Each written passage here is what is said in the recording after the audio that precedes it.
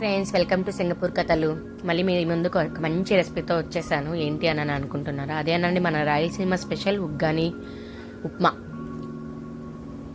బొరుగులు ఉప్మా అని కూడా కొంతమంది అంటారు. ఎలా చేయాలి ఏంటి అని ప్రిపరేషన్లోకి వెళ్ళిపోదాం.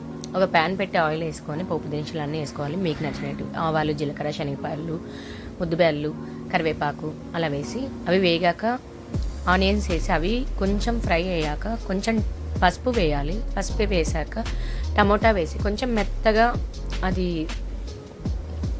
ఉడికినాక దాంట్లో ముందుగానే గ్రైండ్ చేసుకున్న పచ్చిమిర్చి, కొబ్బరి, ఉప్పు పేస్ట్, ఆ పేస్ట్ని వేసి కొంచెం ఫ్రై చేసి ఆ పచ్చివాసన పోయేంత వరకు ఫ్రై చేయాలి. దానిలోనే కొంచెం కొరియాండర్ యాడ్ చేసుకోవాలండి. మనకు స్పైస్ ఏంటంటే ఈ పచ్చిమిర్చి, కొబ్బరి పేస్టేనండి. ఇదిగోండి ఇక్కడ చూపిస్తున్నట్లు బొరుగులు కొంచెం సేపు వాటర్లో సోక్ చేయాలి. బొరుగులు అంటారు, ఉగ్గాని అంటారు, చాలా మరమరాలు అంటారు, చాలా పేర్లతో పిలుస్తూ ఉంటారు. ఒక్కొక్క ఏరియాలో ఒక్కొక్క పేరు. మా రాయలసీమలో అయితే ఇలా బొరుగులు అంటాము.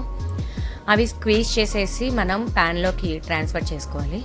అలా అవి మిక్స్ చేసుకొని దానిలో లెమన్ జ్యూస్ వేసుకోవాలి. నిమ్మకాయ